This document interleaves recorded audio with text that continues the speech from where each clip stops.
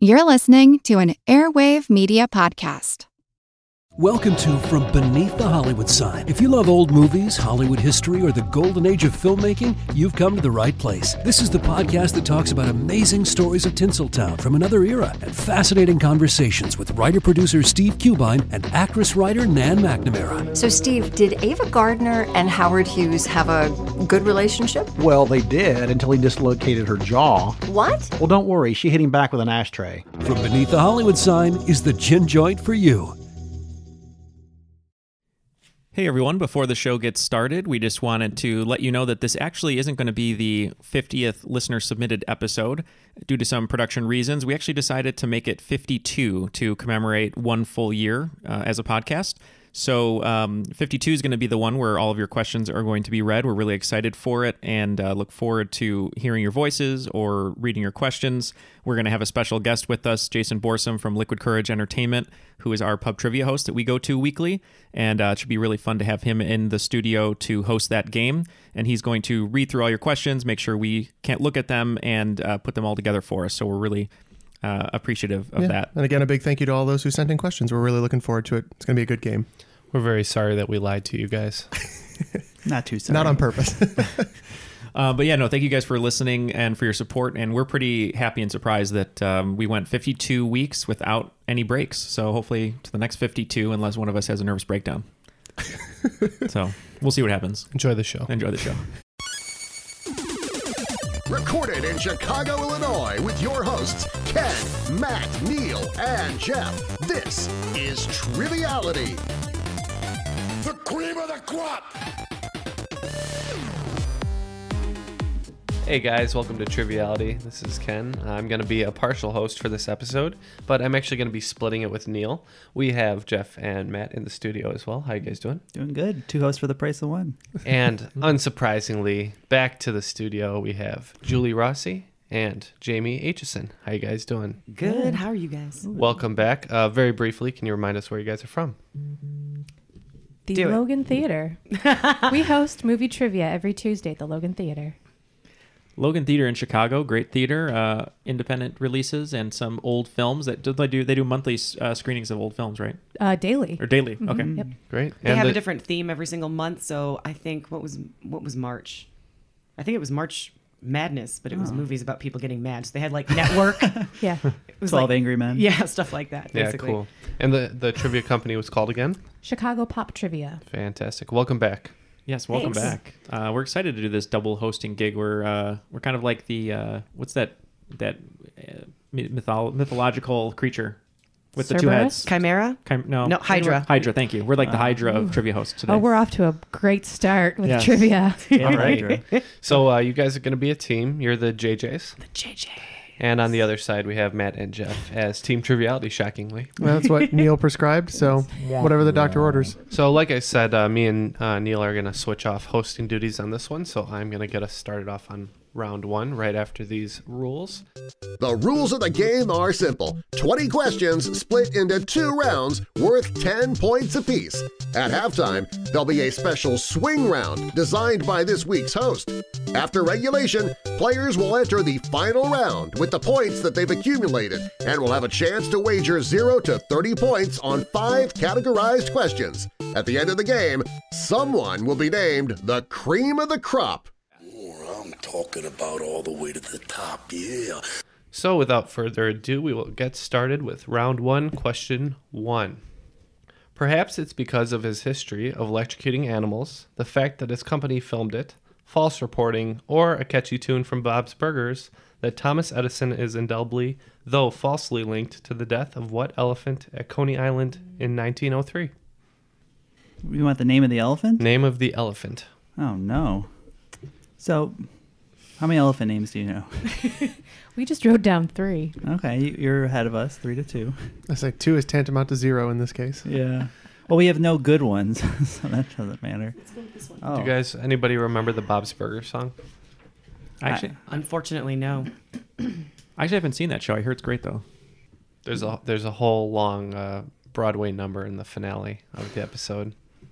I think with this elephant's name in the song. I know I haven't That's seen fine. it, so yeah. All right. Matt and I give up, it. and we're going to put in an answer. Yeah. Ditto. Okay, let's start with Team Triviality. So I want to write Stampy for Simpsons reference purposes. But we put Peanuts because it sounds like an elephant name. Peanuts. Okay. How about you guys? Yeah, it's your Peanuts. We wrote Winky. Winky. I don't know, that popped in my head. I know there was a Wanky at the Lincoln Park Zoo. And I used to work at Niabi Zoo in Coal Valley, Illinois, and we had an elephant named Kathy Shaboom, who used to throw sticks at children when they walked by. This So might that be was the best great. elephant I've ever heard of. I know, Kathy right? Shaboom. That was my old job, throwing sticks She at had children. a star tattooed on her butt. That's weird, though. Nobody paid you, Neal. That's true. Well, unfortunately, I can't be handing out points this round. The elephant's name is Topsy. Topsy. And the song from Bob's Burgers goes, they'll be saying, "Aw, Topsy, am I? Aw, Topsy." All right. Okay, moving on to question 2. This is a bit of a movie question, so you gals over there should hopefully come up with the answer. Cate Blanchett has been in many films that either consist of a woman's name alone or contain a woman's name. 4 times the title contains her character's name and only her character's name. Give me 2. Locked in. only the character's name. Team JJ is locked in immediately. I want to emphasize that point. Only the character's Only name. the character's name.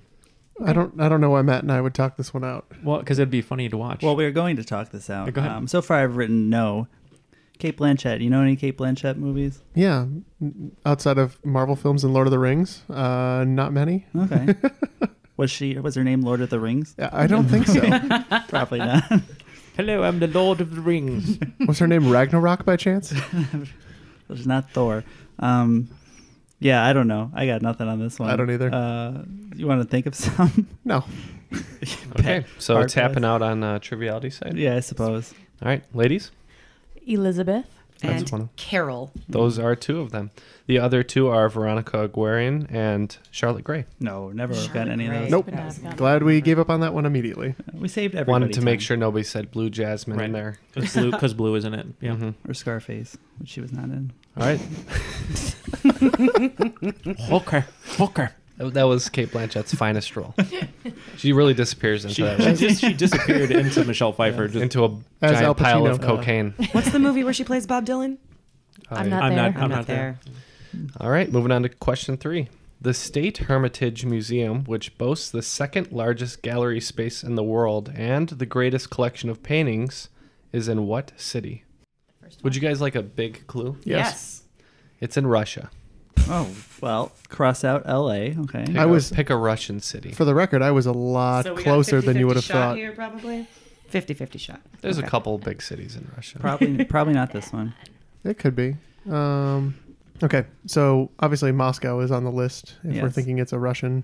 Moscow's on the list. Yep. Stalingrad. Yeah. Is it still called Stalingrad? I can't remember. I think it's Leningrad. No, that's a different city. I don't think I know anything. Stalingrad might be Kaliningrad now. I don't It's remember. Constantinople. I'll be needing current names That's fine. because I don't know. Just want to go Moscow. That's fine. We're going the home of the mule, Moscow. Okay, Moscow. St. Petersburg. It is St. Petersburg. Killed it. Nice job. We'll get Good points. job. No, that's okay. All right, moving on. Question 4. Since its inception in 1991, what national team has been the most successful in terms of championship wins in FIFA Women's World Cup soccer? That's soccer. Or football, Or for our football. international Football, if you listeners. prefer. Football. Or it could be. We are locked in with a guess. Have you guys Okay. made a Ladybugs reference yet? Yeah. That's okay. Martha. Sorry. Who was that? That's Jonathan Brandis in the movie. He plays Martha. That's his cross-dressing character. I thought that was your Rodney Dangerfield. I thought it was your impression. Rodney Dangerfield. as Oh, well. I mean that I was trying to do one, but then halfway through I was like, I can't pull it off right now. No respect for that. Hey, no respect. Yeah. Yeah, that's better. Marginally. So all I can think of in this question is Brandi Chastain without a shirt, which is rude of me to think about that. And I'm just going to go with the United States. Okay, USA. How about you guys? Spain. It is the USA. It's an iconic photo. I mean, of her celebrating. I think so. they've won 3. I think it's something along the lines of that. They We have dominated Mia Hamm, early. too, don't we? Mm-hmm. Yeah. Mm-hmm. All right, since we are at question 5, I'm gonna Sports. I'm gonna defer to one of our favorite listeners, though we don't like to rank them, David Raffetto. Right, but He by pro- he- pure volume of questions sent in, he is up there. Right. Yeah. What is the name of the iconic geodesic sphere featured at Walt Disney World's Epcot Park? You know what he's referring to? I do. Okay. It's also a ride. I have 2 guesses, but we can talk it out in a moment. Okay. Okay, so it goes through. The name for the geodesic? It goes through time, like the ride goes through time. It's the same they as show the inventions. Ride. Oh, is it? It is the same name as the ride? Yeah. That is the attraction. Yeah. I kind of know what it does, but I don't really remember what it's called. Mostly sits there. I've never been. I don't know. I've seen a lot of TJF shows because they had that tie-in, and then they would go to Disney World. Because they're owned by Disney. It's like, I think every TJF family went to Disney at some point. It's like, good news, Winslow's. We're going to Disney World. We're gonna meet Good up. news, Tanners. And we're meeting up with our friends from Step by Step. And Corey and Topanga got married there. Congratulations, Michelle. You're the winner of the day. She was princess for a day. Because everything good has to happen to Michelle. Yeah, not so much to the Olsens anymore. Rough. Elizabeth Olsen's got some yeah. good things going for her. She's in Wind River, one of the finest movies of like last this. year, with no Oscar Something recognition. like that. Yeah. You know what I mean? I don't think she was Michelle Tanner. Though. Okay, they're locked in if We're you want locked to in talk with a out loud. guess. They're talking out loud. Well, we're just guessing. Yeah, we'll guess. We're locked in with a guess. Okay, tell us how you found your answer, or where you're at. So I believe that inside the giant golf ball at Epcot, they have a ride that goes through time, and and it's very, very slow, and it just curves around and goes up and down all throughout the ball, and you see different scenes of inventions throughout history, and then what they think the inventions are going to be in the future. And there's lots of animatronic people that look like the Jetsons and stuff like that. So I don't know. In the year 2000, Epcot's, everything will be in pill form. Right, exactly. And then everything at Epcot's all about imagination. They have imaginariums and stuff like that. So we said the world of imagination. Except for that Mission to Mars thing, which just made me throw up almost. Is Mission to Mars at Epcot? Yeah. Okay. What was your answer? So we ended up with World of Imagination. Okay. Although now maybe Hall of Invention. Yeah, I don't even remember. I think the Hall of Invention is in Tomorrowland in Disney. Yeah, I initially wrote down Tomorrowland because that's at Magic Kingdom. Right. So I was thinking it was the March of Progress, although I'm pretty sure that's an anthropomorphized evolution drawing from the 1800s. Not bad guesses. The answer is Spaceship Earth. Yeah, that's right. Spaceship Earth. Originally, I was trying to. And you go around. I was originally trying to figure out what shape it was. A spaceship? No, the actual because I totally misunderstood the question. So I spent the first minute trying to figure out what the question was. Whatever. Well, it's a specific type of geodesic dome, but yeah, okay. Thanks, David, for the question. Thank you, David. Right, easier. I actually wrote that. Thanks, Dave. Right. I actually rode that ride a couple years ago, so I probably would have known it. I did too, and I also got drunk around the world at Epcot, which was very hard. Yeah. I went during food and wine days. It was very easy. It's hard to get through France. It's hard to have 2 drinks at every single country in Epcot in one day, and then make your way home. You know you're not in France though. Amateur. No way. I had so much plum wine in Japan. I had so much plum wine. I had the biggest headache. It was great. All right. It wouldn't be a Ken-hosted game without a question about some Japan? weaponry. Ooh, weaponry. Weaponry. I don't do that. Japanese weaponry. Actually, you guys don't make fun of me about how many weapon questions I have, but I usually have one. You haven't made fun of me yet for it. No. I'm not even interested in weaponry. It's just something. It's a trivia-rich category. You asked the question about stilettos before. I didn't. But the Big Joe 5 and Little Joe were 20th century versions of what weapon of yesteryear? And these were used in World War II specifically, mostly. What were their names again? Big Joe? The Big Joe 5 and Little Joe. Because weapons often have arbitrary names. I don't know. Yeah. Oh. The first 4 were failures. Maybe that's how many people it took to use it.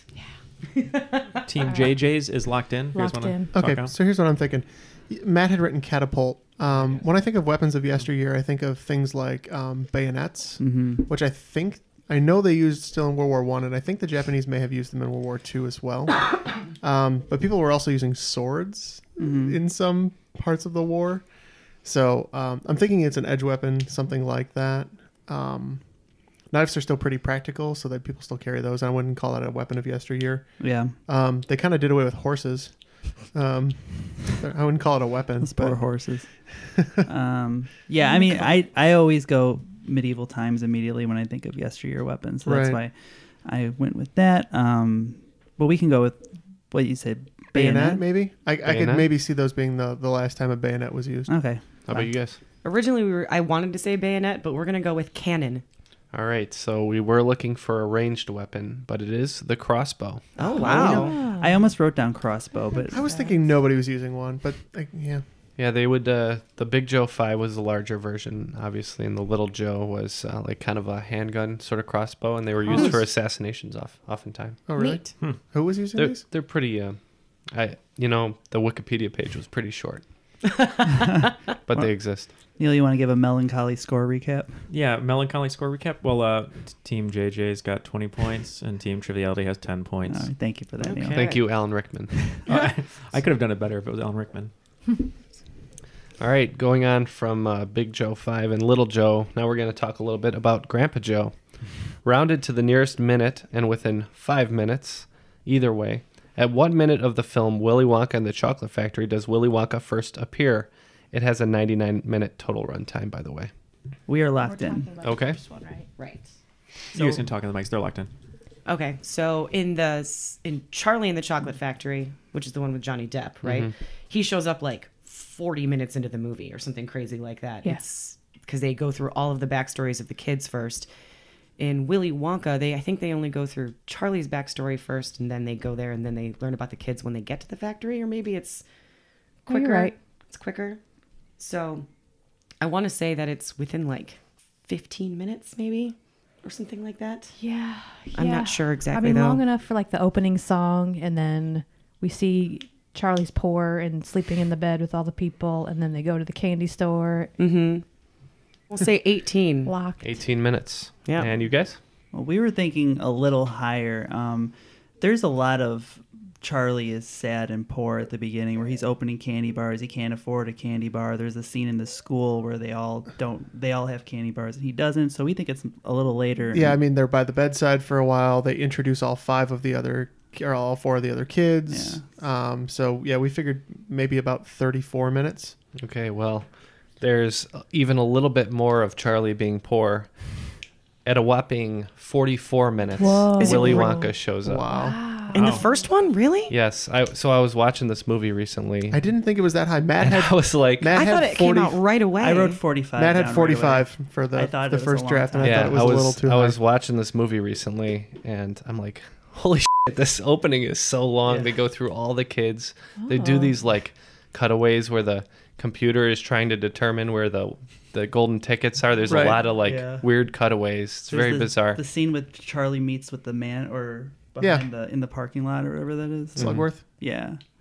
Don't talk to strange men who ambush you in tunnels. You guys know this movie way better than I do. Well, I just watched it, and I was like, Chocolate Factory. I don't think I've watched it in years. When he finally showed up, I was like, hold on, pause it. What time is it? What's the runtime right now? 44:06, I believe it was. Gosh. I was never a big Willy Wonka fan. And I watched Charlie and the Chocolate Factory recently too, and the intro is quite long, but Willy Wonka is like dispersed in there. They cut to him in flashback and stuff. So his when he finally comes out, it's not the first time that you've seen him.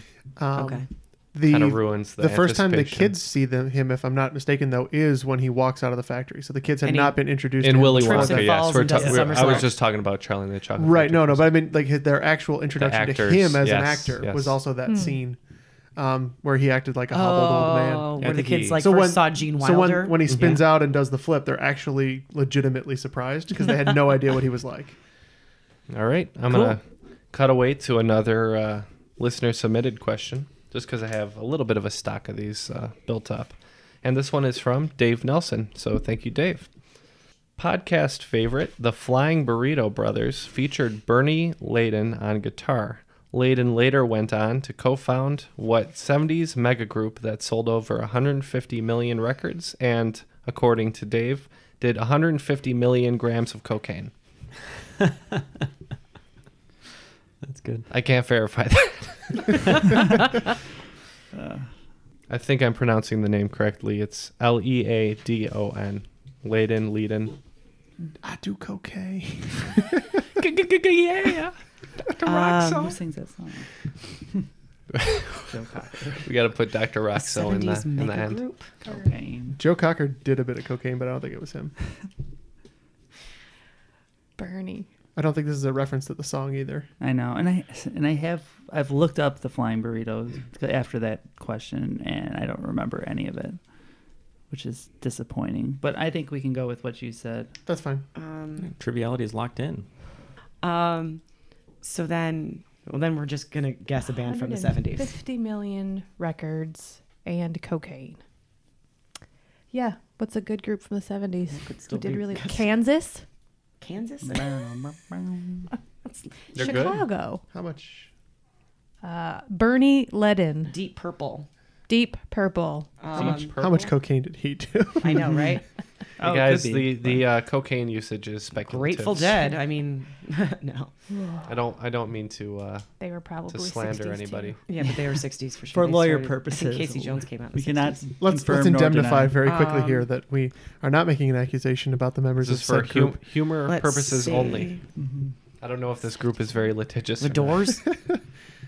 60s. Yeah, 60s for sure. Yeah, that's probably 60s too. Jim Morrison isn't super Van litigious. Halen started in the 70s, but I don't. You could argue if there's 70s. Or 80s. Yeah. Foreigner. Foreigner. Also started in the 70s. Let's say Foreigner. Okay, and how about you guys? Foreigner. We said the Grateful Dead.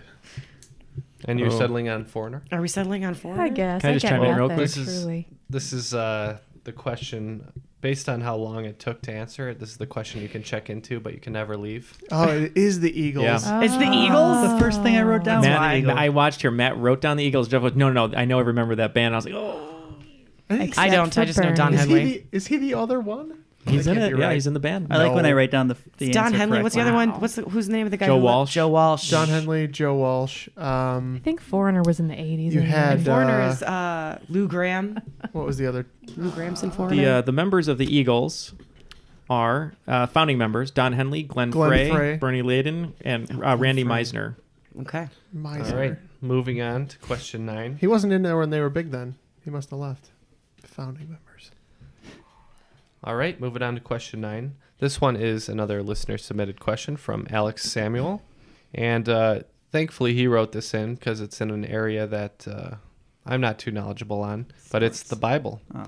On the ark, Noah's ark that is, not the other arks. 2 animals of every kind. On the ark, after the rain and flood stopped, Noah needed a way to tell if the flood waters were receding or not. So he sent out a dove to see if there was dry land. The first day, Noah's dove, quote, could find nowhere to perch because there was water over all the surface of the earth. So it returned to Noah in the ark, end quote. After 7 more days, Noah sent the dove out again. What type of branch or leaf did the dove bring back to Noah, signifying the water was receding? It's a little story there from Alex. Thank you. We're locked in? Yep, locked in. All right, let's start with triviality. The only branch I could think of, and I think it's the reason we use it, is olive branch. Okay, and JJ's. We also went with olive branch. That is correct. All right. That is correct. Just thinking that. We haven't heard that very much, so I appreciate that. Today. And question 10 is actually a follow-up to that question, Oh, no. also from Alex. How many humans were on the ark with the animals? It's okay. Okay. Do it. All right. Yeah. JJ's are in. Oh, we could talk out loud? Mm-hmm. Yeah. So it's definitely Noah and his wife. And I think he had 4 sons. Okay. And they had 4 wives. So that would be 10. Okay. So Yeah. locked in with 10. Okay. Okay. JJ's? 4. We said 4. 4 total. All right. Well, triviality was close, but they're a little off. Noah had 3 sons. So it was Noah and his wife, his 3 sons, Shem, Ham, and Japheth, and their wives. Okay. So I was thinking of 4 couples total. Sorry. I was thinking It he had 4 sons should and be 4 noted wives. that Ham makes a mean sandwich. So how many total was that, just for clarification? 8. 8 total. Okay. All right. So Thank you, Alex, for bringing a little biblical culture to our I podcast. usually do pretty well at the Bible questions on the Jeopardy show. I usually do not. So. yeah, we need to get better at those for sure. So after the first round, Team JJ's is in the lead with 30 points, and Team Triviality right behind with 20 points. All right. All right, so I'm pretty excited. This swing round I designed, I'm actually going to co-host it with Ken here before the second round. This swing round is titled Diners, Drive-Ins, and Dives. Yeah. Okay. So these Or are... as I like to say it, diner, drive, and dive. That's how he says it on the show. So these are a collection of questions revolving around fictional establishments in film and TV and any other little details surrounding them. So you'll see what I mean. Let's go to Guy Fieri for our kickoff phrase. Right here, right now, on Diners, Drive-Ins, and Dives. All right, so before we start this round, it's going to be 10 questions with 5 points apiece. All right, you guys ready? We are ready. Ready. All right. Locked and loaded. Here we go. Number 1. The film Diner, starring Steve Guttenberg, Mickey Rourke, and not David Simon, took place in this charmed city, known for having more public statues and monuments per capita than any other city in the country. Number 2. What act of God prevented patrons of the Galaxy Drive-In movie theater from finishing their screening of The Shining in 1996? Number 3.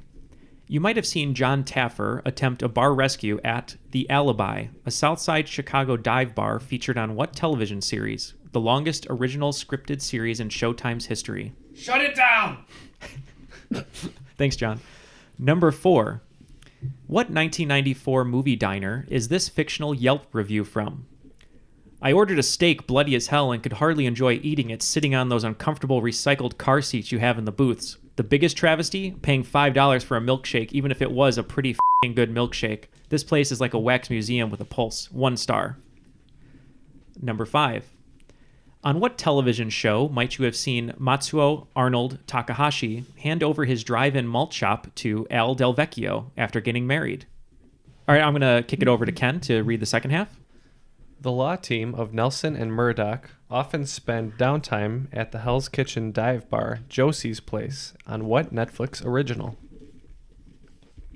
Number 7. Pop's Chocolate Shop is a 24-hour diner located in a town that shares its name with the title of this recent smash hit on the CW.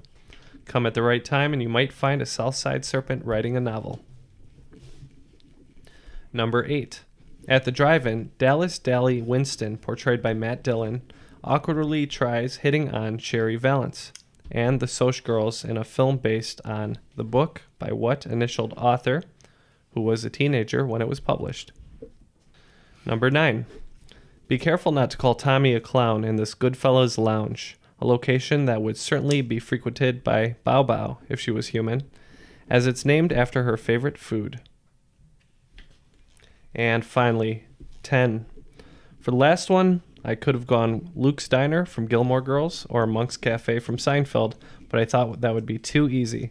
The place I'm thinking of is not a drive-in, not exactly a diner, and not really a dive bar.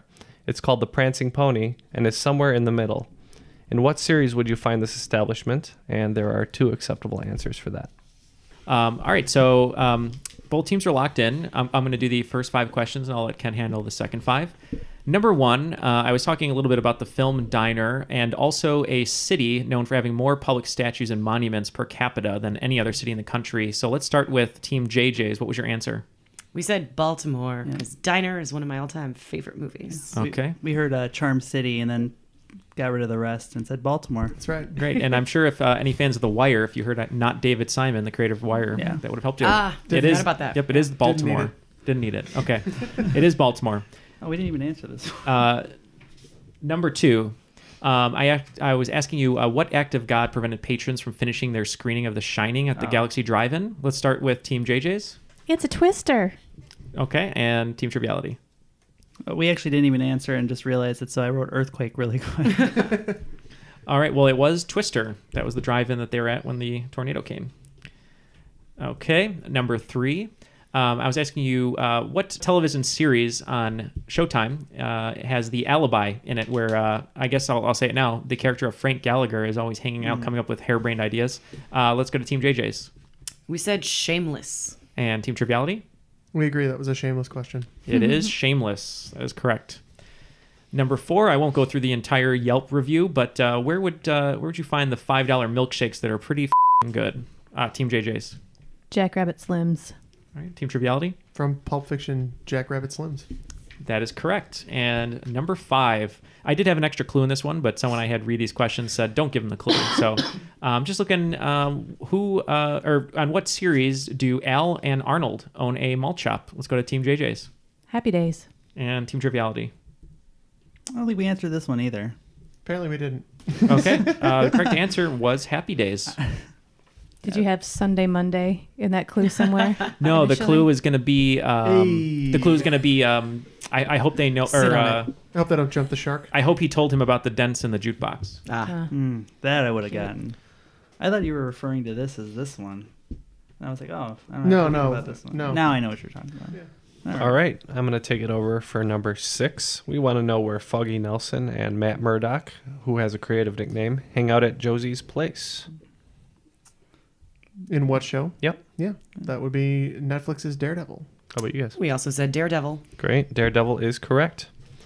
And moving on to Pop's Chocolate Shop is on what CW show? Home of Jughead. We went with Riverdale. Okay. Riverdale?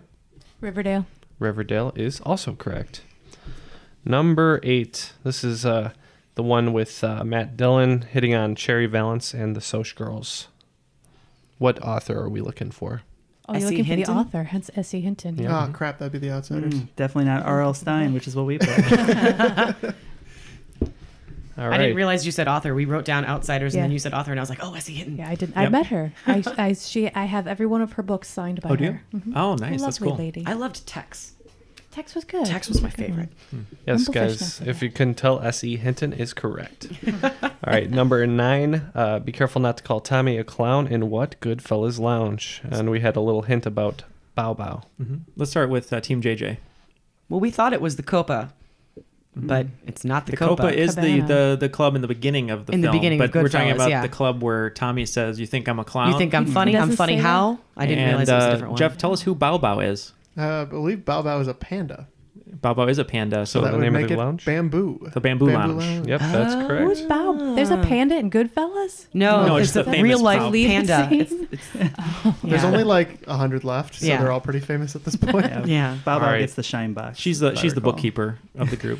Finally, we're looking for the location that's somewhere in the middle, and it's called the Prancing Pony. What work would we find this establishment in? We went with Lord of the Rings. Lord of the Rings. I think it's in the middle of a couple of Twin Peaks. And the It's middle we definitely were Lord of looking the for Rings. is Middle Middle Earth. Earth? It is Yeah. Lord of the Rings. Ooh, Or nice. The Hobbit. Or The Hobbit. Got it, yeah. All right, so after the swing round, Team JJ's picked up 45 points. Team Triviality picked up 35 points. So going into round 2, the score is 75 for Team JJ's and 55 for Team Triviality.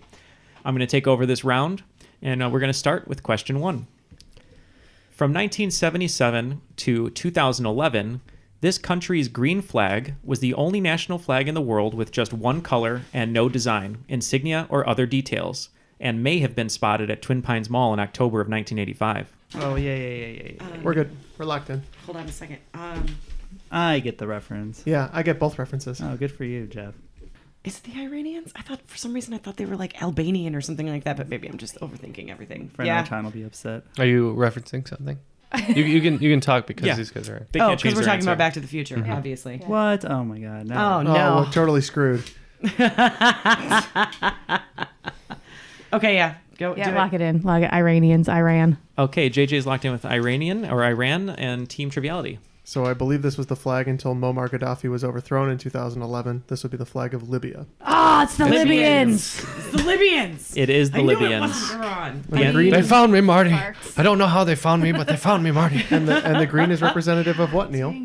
The green was for it was from his party or his beliefs. It's the color of the Islamic faith. Yes, because so I have Libya, or at the time the Great Socialist People's Libyan Arab Jamahiriya. I recently found out that the majority of Caliphate scholars come from, surprisingly, Libya in North Africa. Interesting. So that's going to be points for Team Triviality. And I'm glad you guys got the Back to the Future reference. All right. I just have a quick sidebar. Where's Wakanda? Wakanda is a It's in made-up the place, hearts of all the children. theoretically on the border of Congo, Democratic Republic of the Congo, And Sudan, I believe. So that's North Africa? Maybe South Sudan? They don't have a flag. The Wakandans? Yeah, I tried Not to yet. find a Wakanda flag. It's And really it's not upsetting. in the iPhone emojis. Yeah. They should. Very disappointed. I'm by so that. sorry. They weren't in any of the Olympics I looked to. There is a Sorry. Wakanda, Illinois, though. There is a Wakanda. Sidebar. Spelled differently, That's but there is true. one. They pronounce it Wakanda, I'm sure. All right, moving on to question Rob. 2. Not sure if Stephanie Meyer subscribes to their schedule, but if animals are crepuscular animals, they are primarily active when? Okay. Yep. Okay. Oh, Neal. Yeah. I think both teams are in fairly quickly. Yeah, we're locked. Big Stephanie Myers fan. Stupid. So stupid. Let's go with Team Triviality on that one. Jeff, give the answer. We said my favorite book, one that I definitely think should be in the Pawnee time capsule. Twilight. Okay, and Team JJ's? Twilight. It is Twilight. That is correct. I'm a bit of a We twihard. wrote Dusk. Would you give it to us if we were? Yeah, Well, Dusk is not Twilight. Is it not? Just Yeah, after. but there's a book that is one that's one of her subtitles is something about dusk. Yes, yeah. There's I mean, technically, yeah, During a new crepuscular moon. means twilight, but sometimes it can involve animals who also are dusk and dawn specifically or together. But yeah, twilight is the primary answer. But it would have been fine. All right, question 3. What man from Oz portrayed the boy from Oz, Peter Allen, on Broadway in a 2003 Tony Award-winning performance? Locked. Okay, Team JJ's is locked. Man from Oz being from the show. Could be. The only person I know from that show is J.K. Simmons. Yeah, I don't know any of this, so. I don't either. I'll say J.K. Simmons. Yeah, because I know he's in the TV show Oz. Fine. J.K. Simmons. All right, you're in with J.K. Simmons, and I was, even though he is older, I was asking what man from Oz. I don't know if that's a clue, but Team JJ's, what's the answer? That guy's got a huge Jackman. Hugh Jackman. Oh. Oz, like Australia? Australia, yep. Jeff, you missed an Australian question. Yeah, What's shout going out to on? our Australian And a Broadway listeners. question. Yeah. Yeah, Jeff. Yeah, why am I missing all the Broadway questions? It's not like me. So yeah, Boy from Oz. It was a show about Peter Allen, a singer from Australia, and it was the first Broadway musical from Australia that was on Broadway. So it's pretty cool. All right, question number 4. That's kind of long, so just bear with me here, but I think you'll get it. She was 26 years old, and he was 18 when they were married. She actually outlived her husband by 7 years. While she may be the subject of much speculation by historians, they can all agree on the fact that Shakespeare's wife did not win an Oscar for portraying Fantine in Les Mis, despite having the same name as what actress who did? Locked. Okay, Team JJ's is in. Okay. That was quite a bit. Yeah, we're locked in. Okay, let's start with Team JJ's. Annie Hathaway. Okay, and Team Triviality? Anne Hathaway. It is Anne Hathaway. The Correct. Princess of Genovia herself. It is. It all comes back. It all circles back. We'll move right into question 5. It's a listener-submitted question from my brother Dave. So thank you, Dave.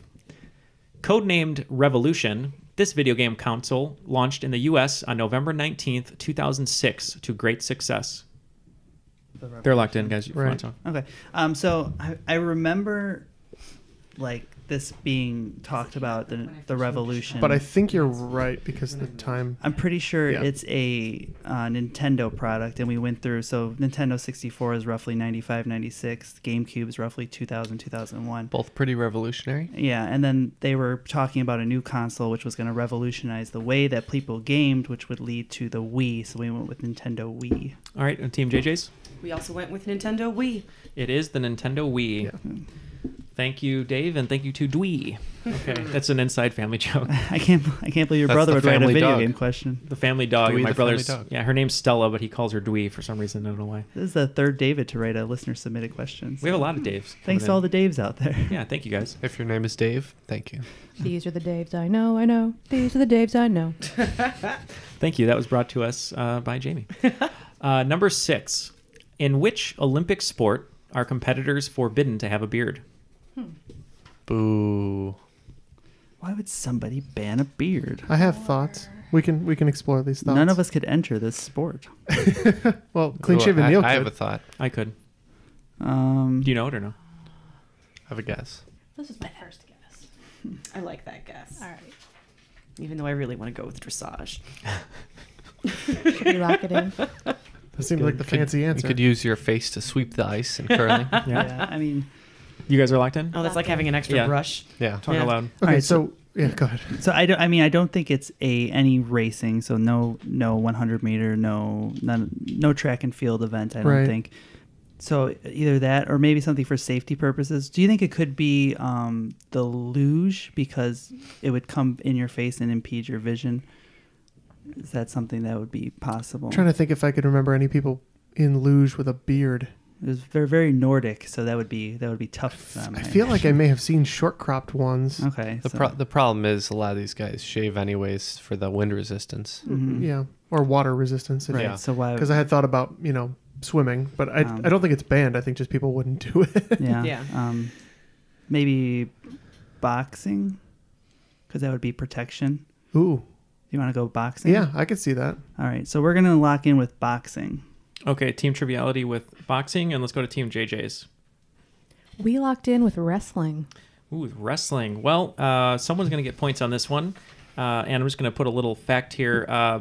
Sikh religion and some other religions are trying to get this overturned because they have to wear beards, and it's boxing. All right. Oh. Yeah. Yeah, that made sense. Okay. That don't make no sense. If you got a glass chin or glass, I assumed it would be a glass fighting jaw. sport. Glass jaw. Fighting sport made the most sense. Probably don't want to be wearing a beard for skeleton either if you get that caught under the under the a lot of the reasons. I also was thinking archery because Yeah, as far as padding, if it gets in the cuts or it impedes the What's boxers. a glass jaw? That's if somebody who gets hit in the face once and goes down, they're said to have a glass jaw. That's what Neal has. Yeah. It's also a really good band that I enjoy, so check them out. They call him Mr. Glass. Sorry. I love that movie. I love that quote. All right, number 7. The Galapagos Islands are often associated with the voyage of Charles Darwin and his observations that later inspired his theory of evolution. The actual islands lie about 1,000 kilometers off the coast of what country? The country to which they belong. We're locked in. Okay. We're locked in. Oh, quick! We quick had on the this draw one here. pretty recently, didn't we? I don't know, but Let's go with Team JJ's. Is it Chile? Okay, they go with Chile, and let's go to Jeff. Ecuador. Oh. It is Ecuador. I think I asked a question about the Galapagos Islands and the blue-footed booby. I believe you did. That sounds right. Anybody remember My the sister ship? lived in Chile and Come she on, went to the Beagle. It's the Galapagos Beagle. Islands. That's why I The figured, Beagle 3? It's probably close. Chile and Ecuador aren't Just too the far big- apart. Yeah, they're, No, yeah. they're separated by a country. Yeah. Maybe. It's a small country. It's not a big one. Yeah, one of those small countries. I think, but is Chile technically closer to the Galapagos Islands? I think they are closest to Ecuador. It might be. I just know because that it's pretty. I think it's just straight west of Ecuador. Yeah, Okay. the Galapagos are a province of Ecuador. I believe. Okay. Yeah. All right, moving on to number 8. There have been a ton of memes on Twitter and Facebook relating to Avengers Infinity War, where people have the phrase, Infinity War is the most ambitious crossover event in history, and then provide a picture of another famous crossover like Scooby-Doo and the Harlem Globetrotters. Yes, good one. All I want you to do is tell me who came together in 1995 for the hit single One Sweet Day, which readers of Rolling Stone surprisingly crowned the best collaboration of all time. Locked. Yeah, also locked. All right, let's start with Team Triviality. Sure. Oh, it's Boyz II Men and Mariah Carey. Okay, and Team JJ's. Yes, it is. Sorry. It is Classic. Boyz II Men and Mariah Carey. And I was really surprised. So Rolling Stone had a readers poll, and there's all these rock acts, and the readers voted unanimously that was the number one best collaboration of all time. That song was number Yeah, one okay. for a long Better than time. Islands in the Stream? There's a lot of That's them. what There's we some are. great ones. Mm-hmm. All right, so Better number... than Gwyneth Paltrow and Huey? Huey Lewis. Oh, from duets, yeah. Yes. I love it when we're cruising together. I remember I saw it in the theater. Paul Giamatti, too. Yeah. All right, number 9 I is... heard he was in a Howard Stern movie. Yeah, he was. Might have come up before. Number 9. The oldest active college sporting event in the United States is between which two schools and in what sport? 5 points for each answer. Let's go with it. We're locked in. Okay. Okay. Team Triviality is locked in. We are not. No, take your time. Talk out loud. Okay, so sports. Hooray. I was trying to think of old colleges, and I was thinking ones from like 1700s. Sure. What do you got? Obviously. And so of course, if I'm thinking about colleges from the 1700s, and the only ones that I know are the ones that they name in Hamilton. Uh-huh. Because I know nothing about anything else. But but King's College isn't called King's College anymore. And it wouldn't be a rap battle. Probably It not. seems unlikely. So Answer, so rap basically battle, where I'm King's going with this College. is I have no idea. So it's basically a game where there's only one shot. I'm thinking some kind of Dueling. That's why there were no rap battles back in the day, Right. because they could still duel. Yeah, because they could They still just duel. kill that. Exactly. Basket shots. I have no idea. Do they do weightlifting? I mean, like... we need to. I took bowling in college. That's what I took. It's probably not CrossFit. It's just old-timey days, not prison. I know, right? Lifting those square weights. I think living in the past Jamie, is a just kind of a say prison. something. Polo, Harvard, and Yale. Okay, Polo, Harvard, and Yale. And let's go to Team Triviality. So I had written down sailing at first because I know that there's schools that have sailing competitions and it's very old. We were thinking between Harvard and Yale. Those were the two that we put, but we actually went with football. Okay, so it was about a decade before the Harvard-Yale football game began. It is Harvard and Yale, so you both get 5 points. But the sport is rowing. It's the first Harvard-Yale regatta was held in 1852, and the race became an annual event in 1864. And then in 1878, the annual regatta moved to the Thames River in Connecticut, where it still is. For the record, though, not sailing. I was- so we I would have was- still been wrong. right, but that was very Because that is close. different, but I you know. were definitely on a track. Is boats a sport? Boats is a sport. Yes. You did get the 5 points there, though. It was the continuous that I wasn't sure about. General five? boating. All right, 5 points, We yeah. got 5. So, all right, final question of round 2 and of regulation. Marvel's Black Panther just became the top-grossing superhero film of all time in North America, Wow. not accounting for inflation. Globally, it has become number 3 behind the Avengers and Avengers Age of Ultron, respectively. It's pretty clear that people have seen this movie and now know of this character. For 10 points, I just want to know what Black Panther's name is, and to be specific, the current holder of the Black Panther mantle as seen in the film, and spelling counts. Spelling counts. Yeah. Are we You're the locked in? worst. Yeah. We are locked in. Okay. Yeah. Hold on, we're gonna have a spelling bee right now. We're a little. I think it's that. Okay, Because that's how it's pronounced. Jeff's locked in. Okay, you guys are locked in, I right? see how it goes. Throwing me under the bus when we're Folded wrong. arms over here. All right, let's start with Team Triviality. What do you got, Jeff? T'Challa. Okay, Spelling. you got to spell it. T'Chala. Okay, and Team JJ's. We also have T'Challa, spelled T'Challa. It does have double L's, so it's Team JJ's on that one. T'Challa, T'Challa. We are taking the double L on that one. Let me just Sad. do some math here. All right, so after regulation, the scores currently are Team JJ's with 140 and Team Triviality with 130. It's a very tight game. Son. So Ken and I are going to split duties going into the final round. As always, they are 5 categorized questions where the teams will be able to wager 0 to 30 points on each question. So we're going to read through the categories. I'm going to have Ken read the categories, and then we'll get to wagers and the questions. Okay, ladies and gentlemen, your first category for number 1 is cover model. Next is Vishnu is the bomb. Female billionaires. Number 4, be a team player. And number 5, above average. Much like Matt's height at 7 feet. 7 feet tall. Right. All right, the wagers are in. So the first question was in the category cover model. Posing with his then wife, Cindy Crawford, Richard Gere was the first man to appear on the cover of what fashion and lifestyle magazine edited by Anna Wintour? Number 2, Vishnu is the bomb. Not to be confused with a name on Carrie-Anne Moss's call sheet, this is the name assigned by J. Robert Oppenheimer to the Nevada test site that saw the first atomic weapon detonated in 1945. Okay, I'm going to take over here for question 3. In female billionaires, Sarah Blakely created what popular foundation garment that skyrocketed in popularity after being featured on Oprah's Favorite Things? Number 4, be a team player. I'm going to name 5 sports, and I want you to put them in order of least players on a team to most players on a team. Oh, that shouldn't be too bad. Basketball, baseball, handball, cricket, and volleyball. It should be mentioned. You mean on the field? who are playing at one time? Field of play? So on the field per team. So not all at one time, but one team. How many players on each team as they play? In descending order or ascending order? So you'll start with the lowest and you'll go to the biggest. It was basketball, baseball, handball, cricket, volleyball. Correct. Basketball, baseball, handball, cricket, and volleyball. Number 5, above average. Perhaps the men from this country should replace the 3 X's on their capital city's flag with a ruler, as they are, on average, the tallest men in the world. Just to clarify, handball is also known as team handball, European handball, or Olympic handball, and is a team sport in which 2 teams of blank players each pass a ball using their hands with the aim of throwing into the goal of the other team. All right, so the answers are in for the final round, and here we go. So question 1 was in the category of cover model. I just wanted to know basically what magazine is edited by Anna Wintour and featured Richard Gere as the first man on the cover. It looks like Team JJ's wagered 20 and Team Triviality wagered 10. So let's start with Triviality.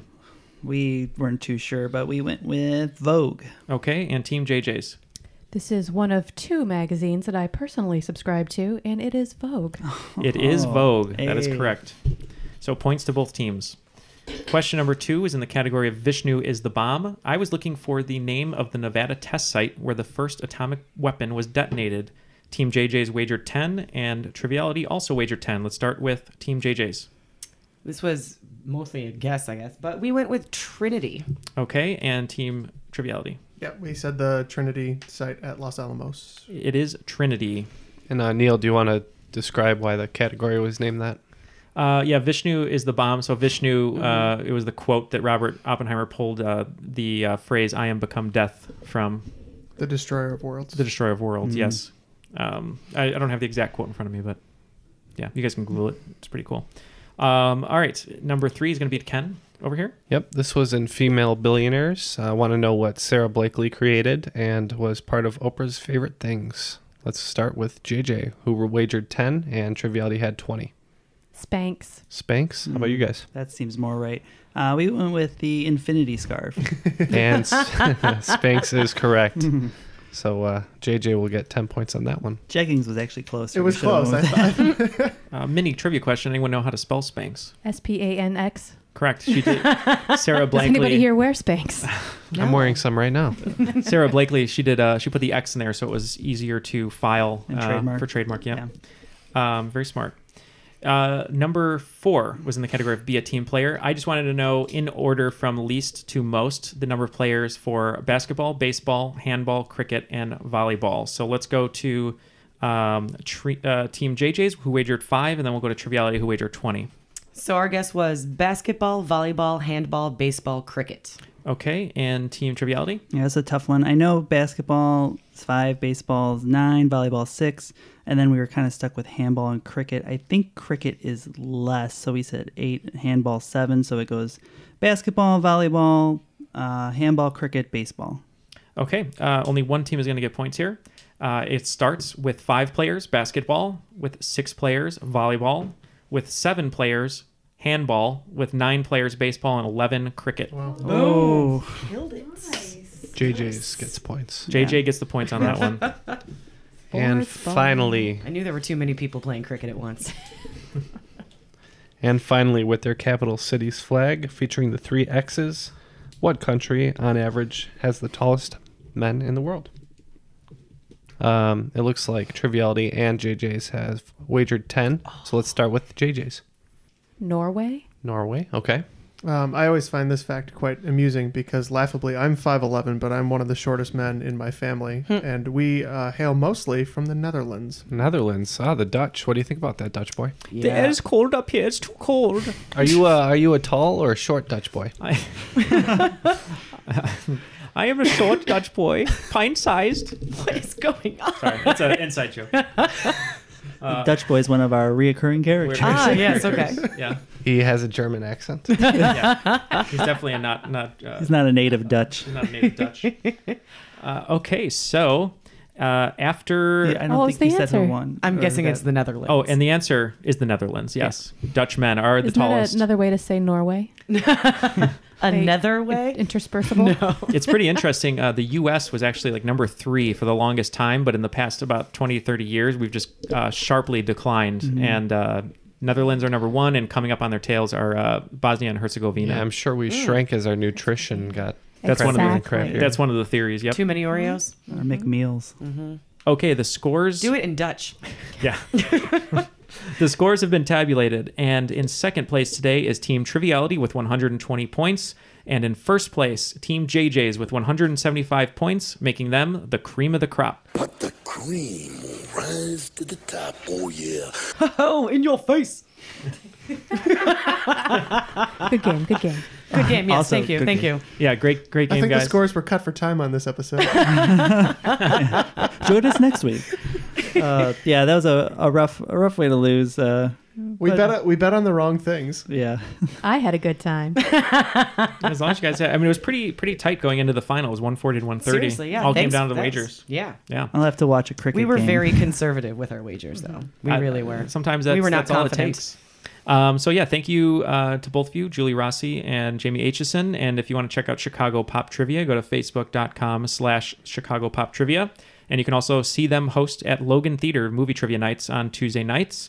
Make sure to check out that theater. If you guys would like to hit us up on social media, just go to Facebook or Twitter @TrivialityPod, our website, www.trivialitypodcast.com. If you'd like to become a Patreon supporter, go to patreon.com/TrivialityPodcast. And for Ken, Matt, Jeff, Julie, and Jamie, my name is Hold on, Neal. wait. We got to do it together since we hosted together. Oh yeah. 3, Go. 2, 1. That was Triviality.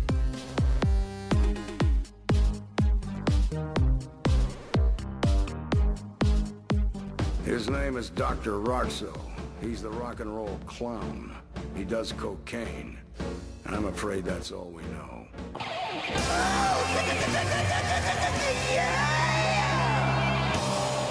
Dr. Roxo, the rock and roll clown! This one was banned from music television because you could see my junk through my jumpsuit. What's that, Judge? Oh, why's my nose bleeding? Oh, well, you see that? I fell down.